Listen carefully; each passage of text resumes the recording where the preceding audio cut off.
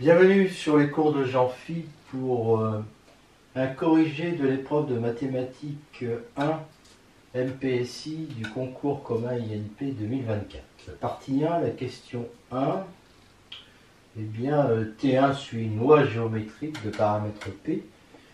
PT1 égale 1 égale P, c'est évident, pour K égale 1. Et si K est supérieur à 1, T1 est égal à K, l'événement T1 égale K, c'est l'intersection de ces événements-là. D'accord? Donc, comme les xi sont indépendants, P de T1 égale K est égal à P de ça, fois P de ça, fois etc. Ce qui nous fait ça. Alors, 1 moins P, je l'appellerai souvent Q. Question 2. On prend donc, on veut la probabilité de cet événement-là. On considère le contraire.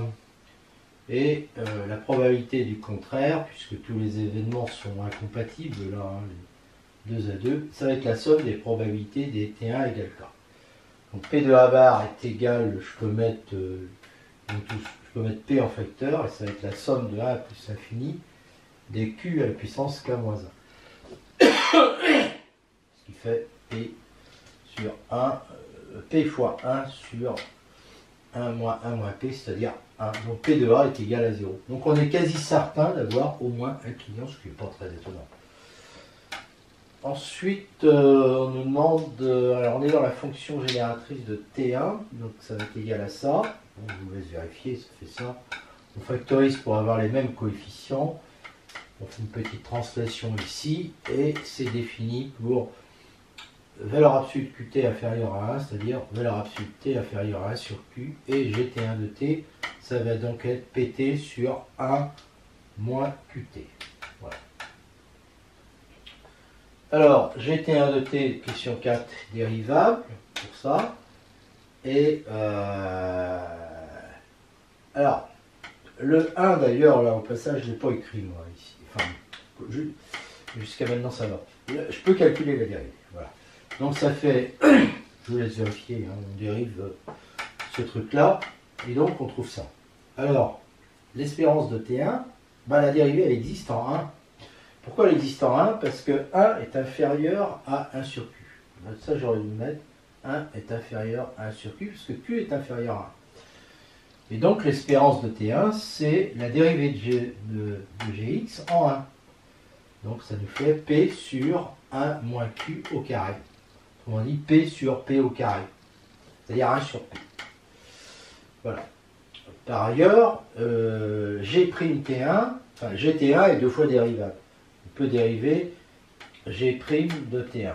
Donc sa dérivée, il faut dériver ça. Et donc il y a un 2, il y a un moins 2Q plus 2Q qui apparaît, 2QP sur ça. Et donc en 1, parce que c'est encore possible là, puisque 1 est toujours inférieur à 1 sur Q, ça va me faire ça, je vous laisse vérifier, ça fait ça. Et VT1 est égal, on sait, à G seconde de T1 en 1, plus G' de T1 en 1, moins G' de T1 en 1 au carré. Donc ça nous fait 2Q sur P2, plus 1 sur P moins 1 sur P2. Voilà. Alors ça va nous faire, il y a une petite simplification. Hein, ça fait 1 moins P sur P2, ce qui fait Q sur P2. Donc V de T1 est égal à ça. Dn, question 5, c'est la somme des TK pour K allant de 1 à N. Donc E dn, ça va être la somme des espérances. Mais comme tous les TK suivent la loi de T1, ça fait n fois l'espérance de T1. Donc ça fait n sur P. Les Tn, d'autre part, sont indépendantes, donc la variance de dn va être égale à la somme des variances de Tk, mais ils suivent tous la loi de T1, donc ça fait nv de T1, donc nq sur P. G de dn au carré. Non, G de dn en T. C'est puisque dn c'est cette somme-là, et que les TK sont 2 à 2 indépendants, ben on sait que la fonction génératrice, ça va être le produit des fonctions génératrices des TK. Donc ça fait ça. D'accord? Donc en fait, comme ils suivent tous la loi de T1, ça fait G de T1 à la puissance n. Donc ça fait ça. Voilà. Donc on a trouvé ça. Alors maintenant, le développement limité, ça c'est une formule de cours, hein, pour valeur absolue de x inférieure à 1. On trouve ça. G de n de t, ça fait p puissance n, t puissance n sur 1 fois 1 sur 1 moins qt à la puissance n. Donc p puissance n, t puissance n, 1 moins qt à la puissance moins n. P puissance n, t puissance n, somme de, et puis là j'utilise cette formule. Donc moins n, moins 1, etc. Voilà. Alors là-dedans, il y a 4 termes. Je peux sortir du moins 1 à la puissance k qui s'en va avec celui-là. D'accord? Il va rester n plus 1 jusqu'à n plus k moins 1 sur factoriel k. Et puis p puissance n, bien sûr, t puissance n, q puissance k, t puissance k. Et donc là, je vais poser n plus k est égal à j. Et donc ça fait g de n qui va être la somme pour j allant de n à plus l'infini, c'est facile à vérifier, de ça, et là je vais jusqu'à j-1, sur j-n, parce que k est égal à j-n, factoriel, multiplié par p puissance n, q à la puissance j-n, t à la puissance j. Et là, ce truc-là, je reconnais j-n parmi j-1. Et donc, ça fait ça, voilà. Voilà ma fonction génératrice de dn. Et donc, la probabilité pour que dn soit égal à j, c'est les coefficients t puissance j. Donc, le premier coefficient, c'est un coefficient en n, donc avant, c'est 0. Et puis, sinon, c'est ça. D'accord? C'est j supérieur ou égal à n. Grand 2, petit 1, question 7. Donc, on a ça. Donc f est croissante entre 0 et 1, elle est croissante sur R d'ailleurs. Hein. Et par récurrence, on va démontrer que Zn appartient à 0,1. Donc c'est vrai pour l'ordre 0. Supposons qu'on ait ça, comme f est croissant entre 0 et 1, on a ça. D'accord? Et donc on a ça. Si bien que Zn plus 1 appartient à 0,1. Donc c'est héréditaire. Par le théorème de récurrence, c'est toujours vrai. Supposons que Z2 moins Z1 soit positif, hein. Bon, c'est vrai pour n égale 1, donc, et supposons maintenant qu'on ait ça. Alors, on a ça, d'accord, qui est positif, parce que f est strictement croissante et que Zn plus 1 est supérieur ou égal à Zn. Donc, on a ça. Donc, par récurrence sur n, on a donc Zn plus 2, on vient de démontrer là quoi, on vient de démontrer que Zn plus 2 moins Zn plus 1 est supérieur ou égal à 0, puisqu'on avait ça. Donc par récurrence, on vient de démontrer qu'on a ça, quel que soit n. Et puis c'est la même chose si ça c'est négatif. Hein, on suppose que ça c'est négatif. Et puis je vous laisse regarder, c'est évident. Conclusion, Zn plus 1 moins Zn est toujours du signe de Z2 moins Z1. En fait, c'est aussi du signe de Z1 moins Z0. On en déduit que Zn est monotone pour n supérieur ou égal à 1. De plus, on sait que Zn est entre 0 et 1. Donc si Zn est croissante, elle est croissante majorée par 1, donc convergente de limite L inférieure ou égale à 1. Si elle est décroissante, alors elle est décroissante minorée par 0, donc convergente donc, de limite L supérieure ou égale à 0. Donc c'est des croissances, c'est le théorème de convergence croissante et de convergence décroissante. Donc dans les deux cas, on a limite de Zn est égale à L. Alors, limite de Zn plus 1, on sait c'est limite de Zn, c'est égal à L. Le plus f est continu sur R, donc limite de Zn égale L implique que limite de f de Zn est égale à f de L. D'accord? Et comme on a ça qui est égal à ça, on passe à la limite, ça nous fait L égale f de L. Question 9, on a ça. Bon, dire ça, ça équivaut à dire ça. Ça équivaut à dire ça, ça équivaut à dire ça. Et puis avec l'égalité, c'est exactement pareil. Question 10. Alpha inférieur ou égal à 1. Donc on a la dérivée de psi, qui est toujours positif ou supérieur ou égal à 0, parce que x est inférieur ou égal à 1, implique ça. Donc en fait, le tableau de variation, c'est celui-là. Et je vois que f de x égale x équivaut à psi de x, on le sait, égale 0, bah, ça équivaut à x est égal à 1. D'accord? Voilà. Comme L est solution de f de x égale x, bah, la limite va être égale à 1 et la limite de Zn est égale à 1. Question 11, si A est supérieur à 1. Donc là, c'est un petit peu différent parce que ça va s'annuler ici en 1 sur 1, qui est strictement inférieur à 1. D'accord? Donc j'ai ce tableau de variation. Alors là, entre ça et ça, ben, je vois que c'est décroissant. Donc ça veut dire que psi de 1 sur A va être strictement positif.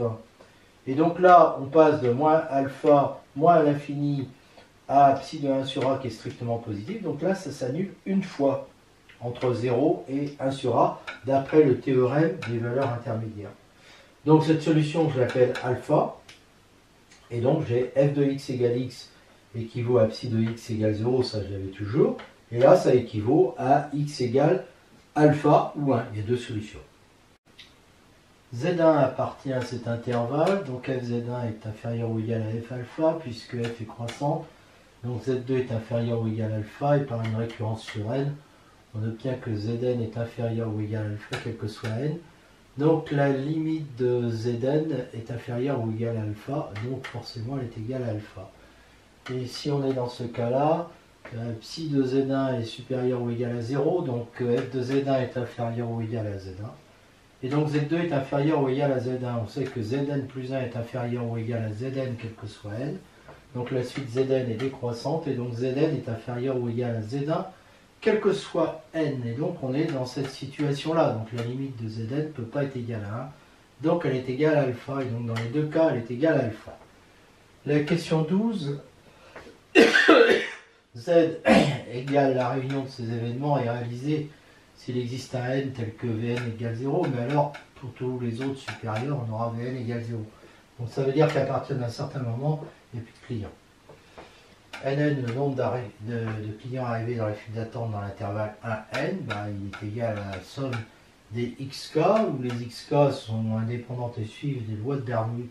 Non, elles suivent des lois de Bernoulli de paramètre P. Donc ça va suivre une loi binomiale de paramètre NP. Puis, question 14, on a ça qui est la probabilité qu'il arrive n clients dans cet intervalle-là. Donc elle va être égale à ça, en posant Q égale 1 moins P, mais évidemment par définition de propriété sachant, hein, j'ai ça, et donc je dois avoir ça si K est inférieur ou égal à N, bien sûr, à 0 si K est supérieur à N. D'après la formule des probabilités totales, la probabilité de V1 égale K est égale à la somme de J égale K plus l'infini de P de V1 égale K, sachant S égale J, puisque je veux que J soit supérieur ou égal à K, hein, multiplié par la probabilité de S égale J. Donc tout simplement parce qu'on a ça. Et donc P de V1 égale K est égal à la somme de ça, multiplié par celle-là, c'est égal à ça, sa probabilité. Donc ça nous fait quelque chose comme ça. Et donc je fais un petit peu de ménage et j'obtiens ça, et je vais remplacer J-K par N. Donc ça me fait une petite translation sur la somme, et j'obtiens facilement ça, que j'arrange un petit peu à ma sauce, hein, pour avoir plus que ça, où je vois qu'il y a l'exponentielle de lambda Q qui apparaît, multiplié par tous ces trucs-là. Donc ça fait lambda P à la puissance K, exponentielle de lambda Q-1 sur factoriel K, mais lambda Q-1 c'est moins lambda P, donc j'obtiens finalement ça. Et je vois donc que V1 suit la loi de Poisson de paramètre lambda P. Question 15, Zn égale P de Vn égale 0. Bah, si Vn égale 0, Vn plus 1 égale 0. Donc ça veut dire qu'on a ça. Donc ça, la suite Zn est donc croissante, minorée, majorée par 1, donc convergente de limite Z inférieure ou égale à 1. Z, c'est l'union de trucs, mais ils sont emboîtés les uns derrière les autres, hein, puisque la suite Vn est croissante pour l'inclusion. Donc P de Z, on sait, va être égal à sub des P de Vn égale 0. Et ça fait donc la limite des P de Vn égale 0 en plus infini, donc c'est limite de Zn que j'ai appelé Z. Question 16, si J égale 0, ben on a ça, hein. Vn égale 0 quel que soit n supérieur ou égal à J, donc on a ça. Et puis c'est un événement certain, donc sa probabilité est égale à 1. Il y a bien égalité. Si J est différent de 0, ouais. Je me dis qu'à partir d'un client, alors je rajoute un V0 là, j'obtiens Vn égale 0 avec une probabilité P. Donc là, je décale un petit peu d'un rang. Si j'ai V1 égale 1 client, bah, ce sera toujours la même probabilité pour obtenir Vn plus 1 qui est égal à 0. Sauf que là, ça va être sachant, évidemment, hein, sachant qu'il y a un client. Alors maintenant, notons C1, CJ, etc. les clients. Je peux faire ça pour chaque client. Voilà. Alors je transforme un petit peu, je l'appelle VKN plus 1, hein, mais en fait, elles suivent la même loi, bien sûr. Hein. Et ça, c'est le nombre de clients à partir du client CK. Et pour avoir 0 client, au final, il faut avoir 0 client avec chaque client CK. Voilà. Donc c'est la probabilité de cet événement. Ces événements-là, évidemment, ils sont indépendants. Et donc on fait leur probabilité. Et donc on va multiplier P, J fois, donc ça fait P à la puissance J, en fait. Ça fait P de Vn égale 0 à la puissance J, le résultat. Parce que ça, c'est P de Vn est égal à 0. Donc on a P de Vn plus 1 égale 0, sachant V1 égale J, qui est bien égal à P de Vn égale 0 à la puissance J. Question 17, Zn est égal à P de Vn égale 0. Bon, j'ai ça. J'applique la formule des probabilités totales. J'utilise le fait que V1 suit une loi de Poisson. Ça, c'est Zn à la puissance J, je le fais rentrer là-dedans. Et puis après, je fais du petit calcul, là. Et je fais apparaître évidemment une exponentielle. Et donc j'obtiens bien le résultat. Question 18, on sait que Zn converge, soit Z sa limite. Zn plus 1 égale exponentielle lambda P facteur de Zn moins 1. Donc Z va être égal à ça parce que cette fonction-là est continue. On en a déjà parlé. On a vu d'ailleurs que cette équation a une solution dans 0,1 t égale 1 si A est inférieur ou égal à 1. Deux solutions dans 0,1 t égale 1 t égale alpha si A est supérieur à 1. Mais qu'alors Zn, et Zn il est construit pareil que ici, hein, tend vers alpha. Donc ici j'ai A égale lambda P, donc si lambda P est inférieur ou égal à 1, j'ai Z égale à 1, la limite de Zn est égale à 1, et sinon, eh bien j'ai Z qui est égal à alpha, la limite de Zn est égale à alpha. On passe à l'analyse, donc c'est plus classique, étudier ça, au voisinage de 0, on a cette équivalence. Et donc, comme t est positif, ça c'est positif, on sait que l'intégrale converge chez seulement si x moins 1 est supérieur à moins 1, c'est-à-dire x supérieur à 0. Donc ça converge chez seulement si x est supérieur à 0. Donc supposons donc x supérieur à 0. Alors l'exponentielle l'emporte, donc on a ça. Et donc à partir d'un certain rang, on a ça qui est supérieur à 1, donc on a ça. Et donc on a ça. Et comme ça c'est intégrable, en plus infini, l'autre est intégrable. Donc finalement, pour x positif, on a bien cette intégrale. Donc on a bien l'équivalence. Question 20. Tx plus 1, eh ben, on va prendre u et a, puis on va s'intéresser à ça. On fait une petite intégration par partie. Bon, ce truc-là, quand a tend vers plus l'infini, ce truc-là, ça tend vers 0, donc il ne va plus rester que ça. Et puis, ça, comme le x sort et que moins par moins donne plus, on retrouve l'intégrale convergente qu'on avait là-bas. D'accord? Et par ailleurs, là, le terme qui reste là-dedans, il tend vers 0 quand u tend vers 0. Donc finalement, ce truc-là, ça existe entre moins l'infini et plus l'infini, ça on le savait déjà. Et c'était... Ouais, alors comme ça c'est convergent, on en déduit que ce truc-là, pardon, hein, qui est taux de x plus 1, est égal à x taux de x, quel que soit x positif. Voilà. Bon, en réalité, attention, hein, c'est pas un changement de variable. Hein. Donc là, on a fait une intégration par partie, c'est pour ça que j'ai pris mes précautions. Mais en fait, comme celle-là était convergente, et celle-là était convergente, de 0 à plus l'infini pour les deux, là, c'était automatique que ça convergeait. Donc je n'étais pas obligé de passer par les u et par les a. Voilà, et donc j'obtiens ça. Pour x égale n égale 1, j'obtiens 1, qui fait factoriel 0. Taux de 2, c'est taux de 1 plus 1, donc ça fait factoriel 1. Taux de 3, c'est... Voilà. Et si je suppose ça, eh bien, j'ai facilement grâce au théorème de récurrence, je vais faire facilement le résultat. On a ça, on fait des petits changements de variables comme ça. On a le droit de le faire, le changement de variable. Et on obtient à l'issue de ce changement de variable un demi de taux de 1,5. Et donc lui, il fait racine de pi. Donc après, j'applique la formule que j'ai trouvée avant.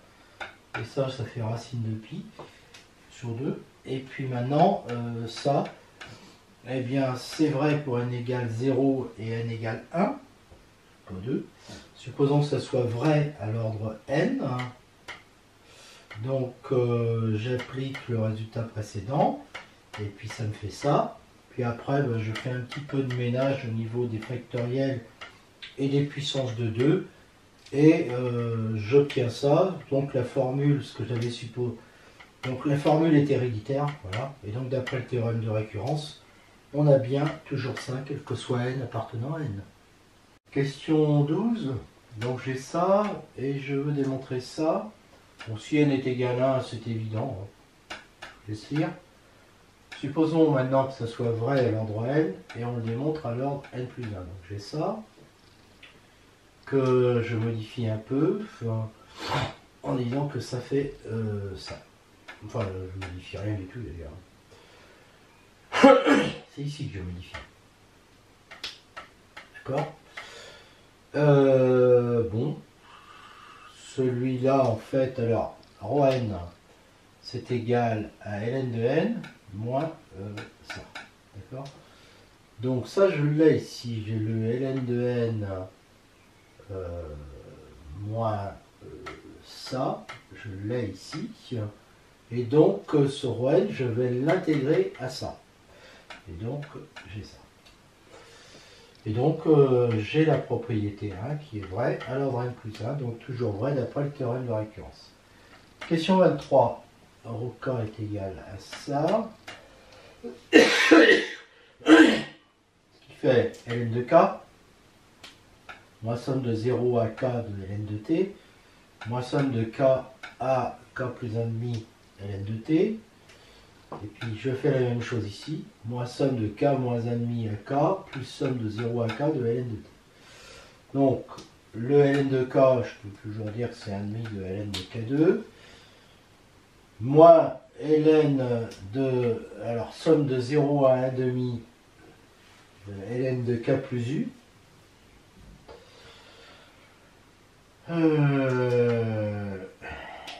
parce que je fais le changement t égale k plus u. D'accord. Donc ça fait ln de k plus u, et comme ça je me ramène à 0,5. Puis là je fais t égale k moins u, et donc ça va être pareil, et ça me fait ça. Et ça devient plus parce que le dt est égal à moins du. Voilà. Et ces deux-là, ils se suppriment. Donc tout ça c'est possible, mais le logarithme existe parce que k est supérieur ou égal à 1. Donc, une fois que j'ai ça, rho k va donc être égal à... Alors ça, quand je l'intègre, là j'intègre entre 0 et 1,5. Donc ça revient à intégrer ln de k2 qui est une constante. Moins ça. Donc ça, je peux l'écrire moins ln de k plus t facteur de k moins t. Hein. D'accord. Et puis comme j'ai ln de k2, ça fait ça. Que je peux donc écrire moins ln de... Et je renverse tout, d'accord. Et donc moins ln de ça. Donc j'ai cette intégrale qui est égale à ça. Alors ça, il faut bien comprendre que ln de quelque chose qui est plus petit que 1, c'est négatif. Mais comme il y a un moins devant, c'est positif. Et si je prends cette fonction qui fait ça, elle est croissante, elle est positive. Alors elle est croissante parce que quand je dérive ça, eh bien, grâce au moins, ça me fait moins fois moins de t sur k2, ça fait plus de t sur k2 fois ce truc-là qui est positif.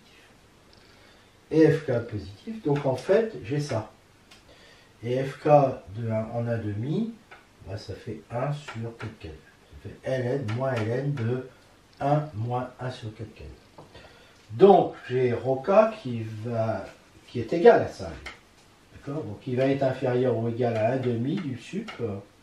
Donc, moins 1,5 de ln de 1 moins 1 sur 4k2.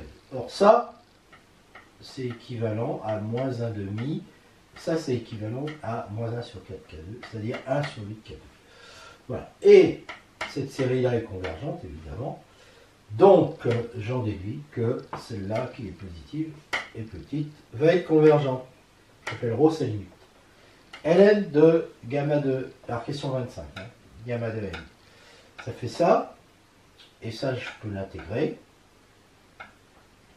Alors, quand je l'intègre, je vous laisse vérifier les calculs. Hein. C'est pas dur.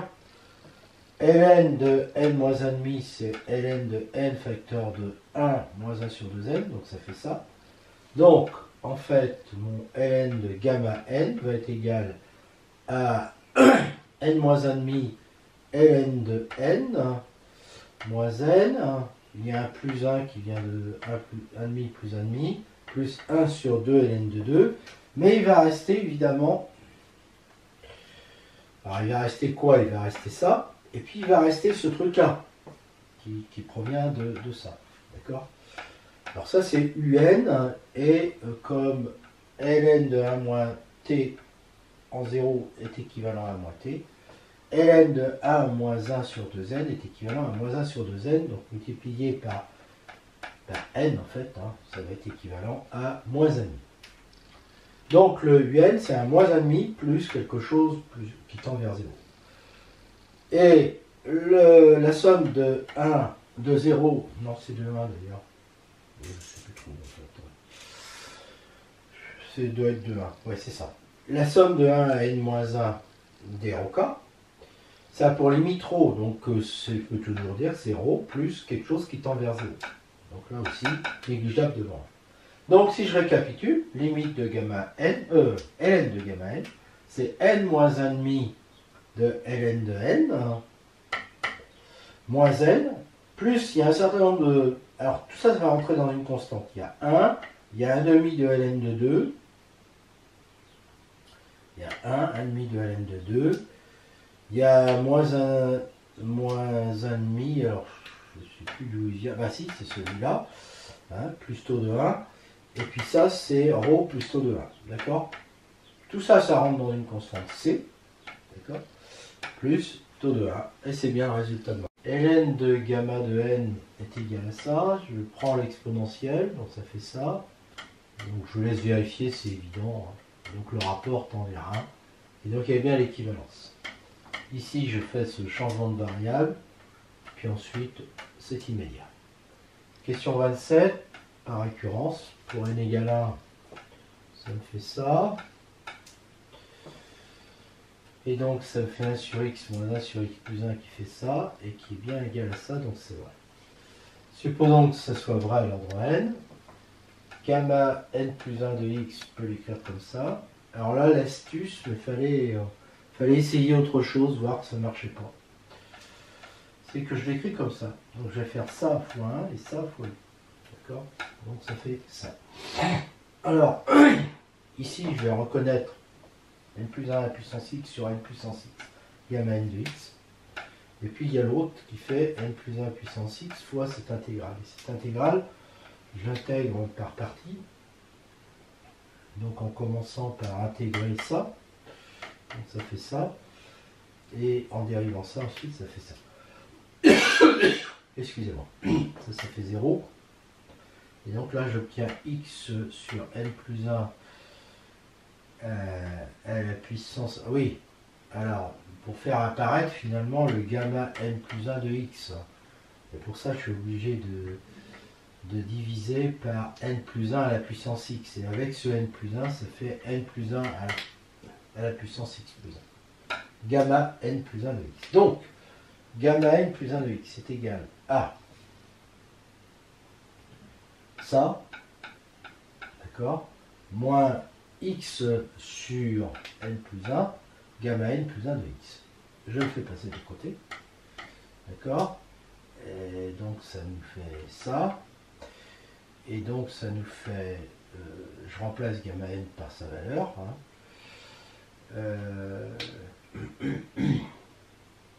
Donc ça fait n plus 1, oui, ça supprime le n puissance x, voilà. Donc il ne reste plus que le n factoriel sur ça. Et là, donc je mets au même dénominateur, ça fait un n plus 1 plus x sur n plus 1. Le n plus 1 va passer en haut. Du coup, je vais avoir n plus 1 à puissance x fois n plus 1 fois n factoriel. Et le n plus 1 plus x passe en bas. Et donc, je tiens bien ça. Si bien que la propriété est vraie, est héréditaire. Donc, d'après le théorème de récurrence, elle est toujours vraie. Question 28, j'ai ça, donc c'est évident. Fn est continue. Alors en fait, elle est continue sur R plus étoile, on est d'accord. Et elle converge simplement vers F, qui elle aussi est définie sur R plus étoile, et qui est égale à ça, et qui est continue. D'accord. De plus, alors oui, pourquoi on a ça? Tout simplement parce que ce truc-là, ça tend vers exponentielle moins x, en restant plus petit. Après, on peut le démontrer, c'est pas dur à démontrer, hein, c'est classique. Mais bon, dans un devoir comme ça, est-ce qu'on a le temps de démontrer ça? Je ne suis pas certain. Donc on a ça, et on sait que f est intégrable sur R+, parce que cette intégrale existe. Hein. Donc d'après le théorème de convergence dominée, on a bien la limite qui est égale à ça, donc on a bien ça, quel que soit x positif. Gamma n de x tend vers gamma x, donc on a ça. Question 29, on a ça. Donc ça, supposons que l'on met ça. Alors c'est de la récurrence hein, que je fais. Je vous laisse voir. Donc c'est héréditaire. Et on a déduit qu'on a toujours ça. Gamma n égale factoriel n moins 1. Donc gamma de x plus n sur gamma n, n puissance x va être égal à ça. Mais comme on a ça, ça nous dit que ça est égal à gamma x facteur de 1 plus quelque chose qui tend vers 0. Donc, je peux remplacer gamma x par ça divisé par 1 plus epsilon n. Ça me fait ça. Il y a beaucoup de choses qui se simplifient. Il ne reste plus que ça. Et ça tend bien vers 1 puisque ça tend vers 0. Évidemment, ça tend vers 1. Pour x égale 1,5, je vais donc obtenir que gamma de n plus 1,5 sur gamma n racine de n tend vers 1. Gamma de n plus 1,5, je sais que c'est ça. Gamma de n, je sais que c'est ça.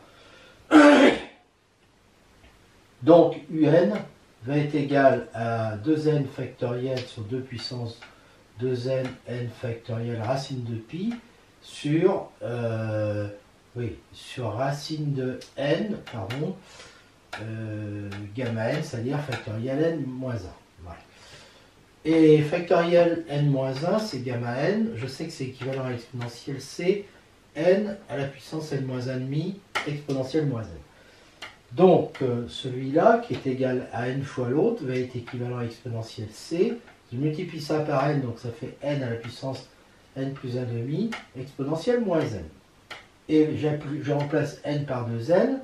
Ça va donc faire 2n à la puissance 2n plus 1,5 exponentielle moins 2n.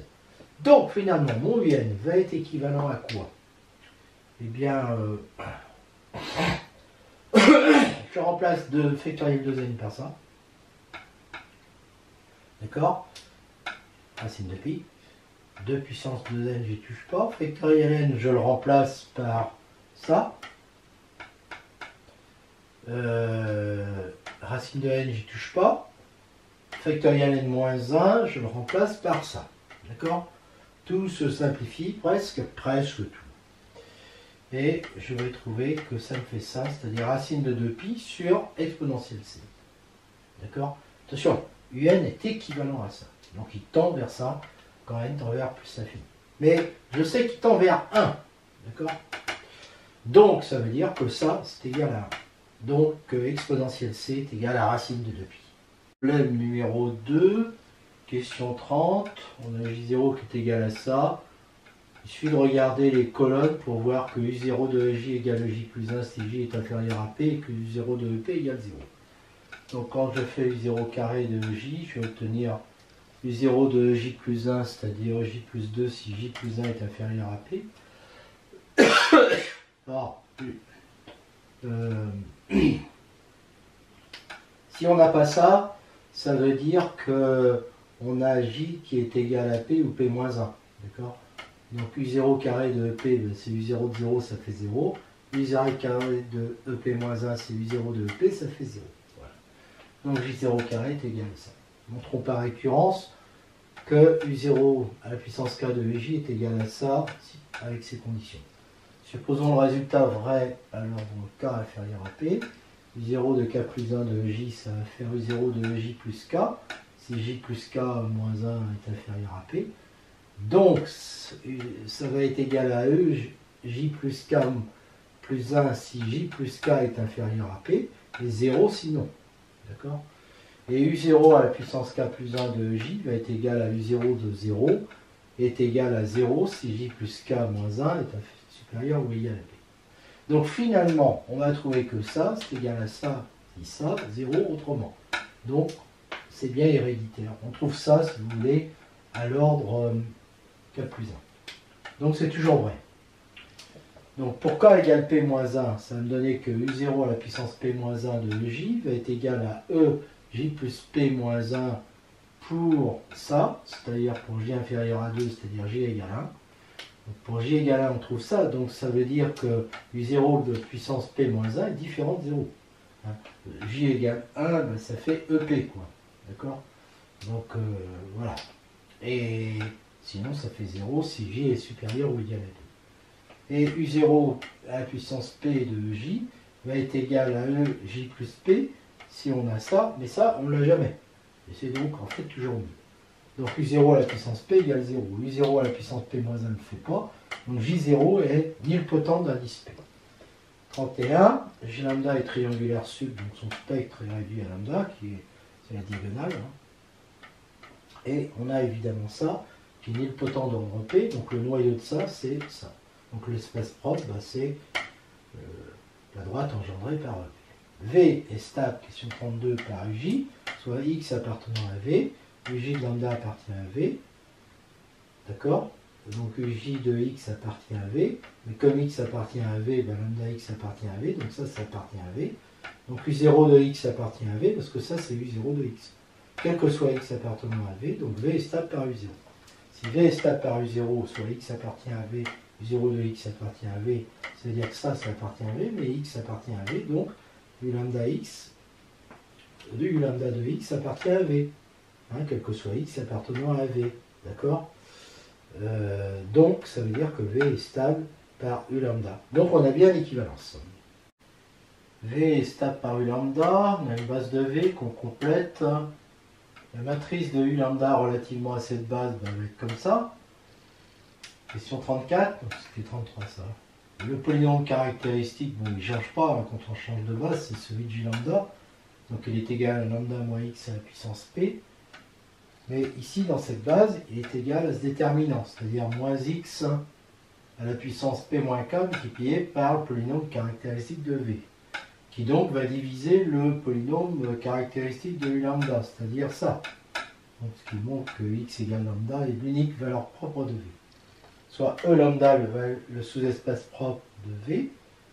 Donc lambda est différent de 0, lambda est inclus dans V, et si x est un vecteur propre de V, on a V de x égale lambda x, avec x différent de 0, x appartient à V.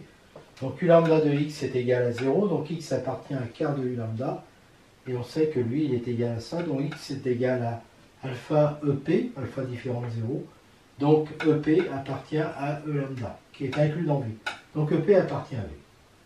Question 35, ben, on ne peut pas avoir ça avec ses dimensions supérieures ou égales à 1, sinon on aurait EP qui appartiendrait aux 2, ce qui est impossible parce qu'il n'est pas nul.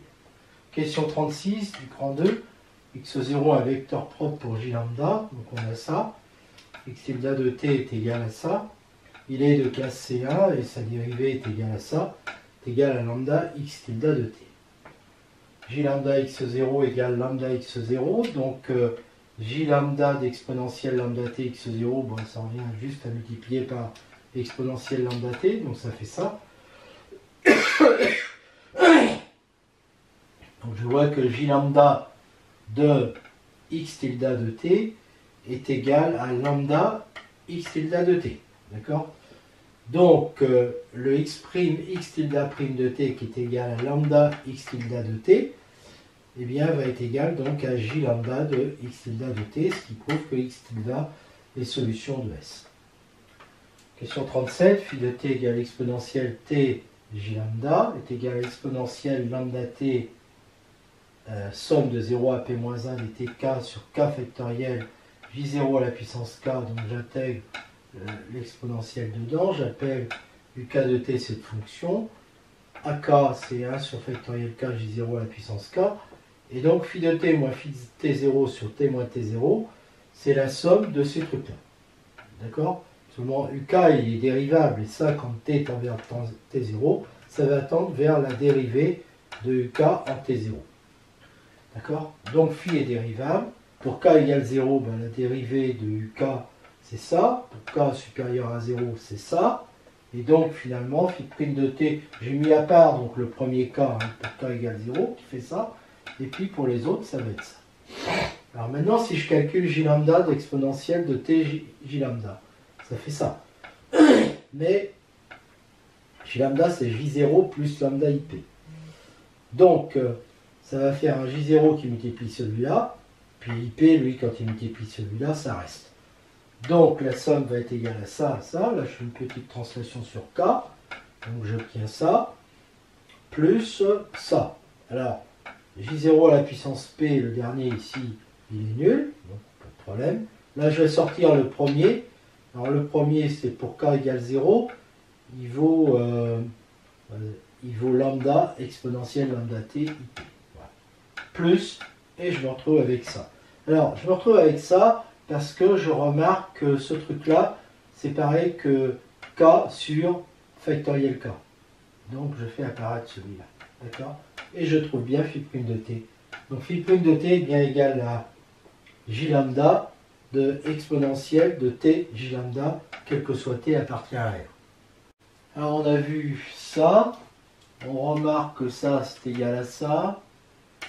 Et donc, c'est égal à ça. Alors, si on fait une petite observation là sur ça, qui est égal à ça, qui est égal à ça, qui est égal à ça, finalement, c'est commutatif. Donc, en fait, ce truc-là, ça va être égal à j lambda exponentielle t j lambda. Donc, j'ai bien ça. Question 38, on remarque que j0 à la puissance p est égal à 0. Donc, g0 à la puissance p fois j0 à la puissance k est égal à 0, quel que soit k appartenant à n. Donc, on a ça, quel que soit k appartenant à n. Donc, on a ça, quel que soit k supérieur ou égal à p. Donc, k supérieur à p implique ça. Donc, finalement, cette somme-là, là, qui est infinie, elle est égale à ça. D'où l'exponentielle de t j lambda est égale à ça. Alors ça c'est quoi? C'est exponentielle de lambda t. Et puis ça on sait que c'est une matrice qu'on appelle E de t j0. Et on sait que c'est inversible. Hein. Parce que ça c'est inversible. Donc l'inverse de ça, c'est évidemment exponentielle de ça, de moins t j0. Donc exponentielle de t j lambda est inversible d'inverse ça, égale à exponentielle de moins t j lambda. Alors, dire que x est une solution de S, c'est qu'il faut dire ça. Soit yt égale exponentielle de moins t j lambda x de t, ce qui équivaut à dire ça, puisque c'est inversible. Hein. Et ça, c'est phi de t, y de t. Donc, dire ça, ça équivaut à dire que... je dérive, hein. Ça fait phi prime de t, y de t, plus phi de t, y prime de t, qui est égal à j lambda x de t. Donc ça équivaut à dire que, alors phi prime de t c'est j lambda exponentielle de t, j lambda y de t, plus phi de t, y prime de t, égale, et ça c'est encore ça.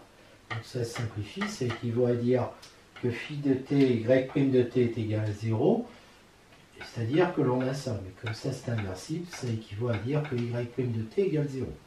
Quel que soit t, ce qui équivaut à dire que y de t est constante, hein, parce que ça c'est quel que soit t appartenant à R. Voilà, donc alors yt est constante, ça équivaut à dire que ça est égal à un x0 qui est constant. Donc x de t est égal à exponentielle t j lambda x0, c'est bien ce qu'on veut. Question 40, lambda positif, exponentielle t j lambda est égal à ça. On prend x0 égale EP, hein, le dernier vecteur de la base. Donc x de t est égal à exponentielle tj lambda EP est égal à est égal à ça.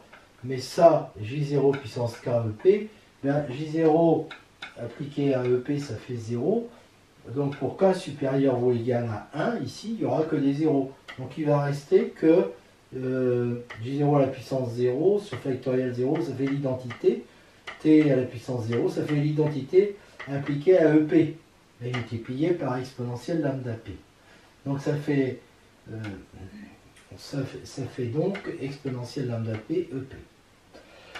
X de t est égal à ça. Ça, c'est pas borné parce que la norme de x de t est égale à exponentielle lambda t, la norme de EP qui vaut 1.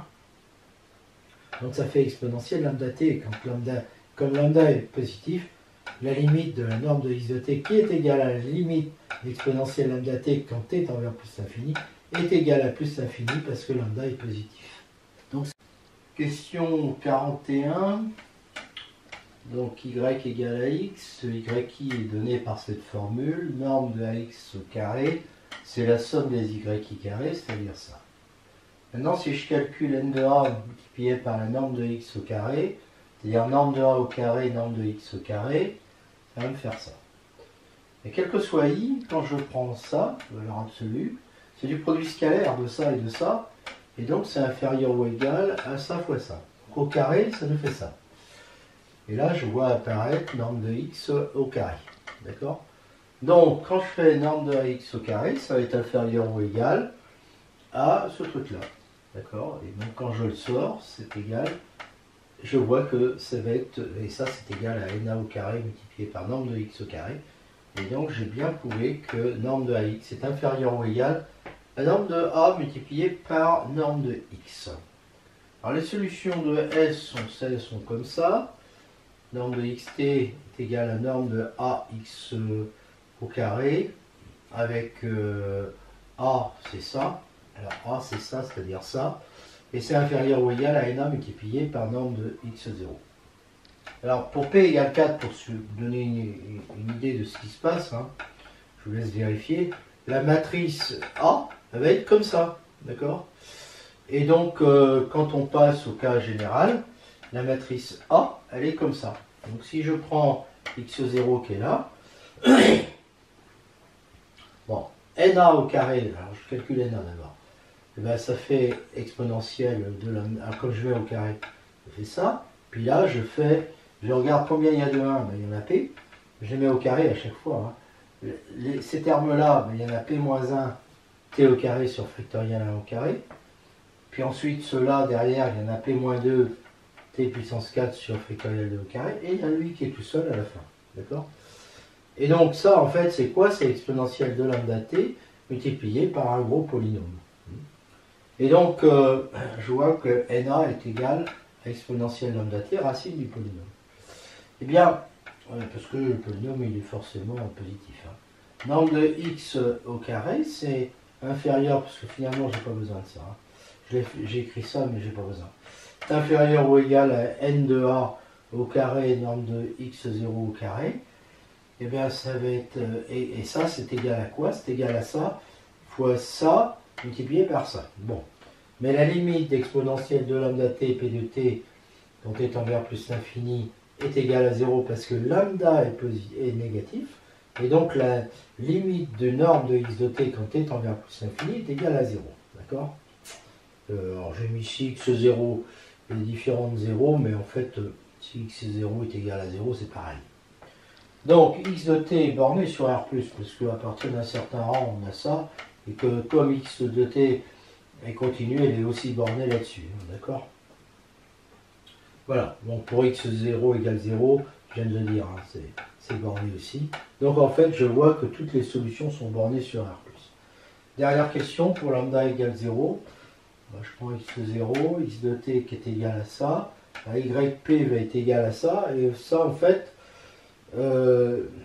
si un de ces coefficients, si un x1 ou x2 jusqu'à xp-1, tous ceux qui ont des coefficients, ont des termes en t puissance k, hein. Donc si un de ces coefficients est non nul, ben, je vois bien que ça tend vers l'infini, d'accord? si un des coefficients est non nul. Autrement dit, si ça est différent de 0. Voilà. Donc s'il y a une solution bornée, ça veut dire que les P-1 premiers coefficients de x sont nuls. Réciproquement, si je prends x0 comme ça, il est clair que x de t va être égal à x0, facile à voir, qui est constante, donc bornée. Donc finalement, si lambda est égal à 0, les solutions bornées sont les x de t égale ça. Voilà.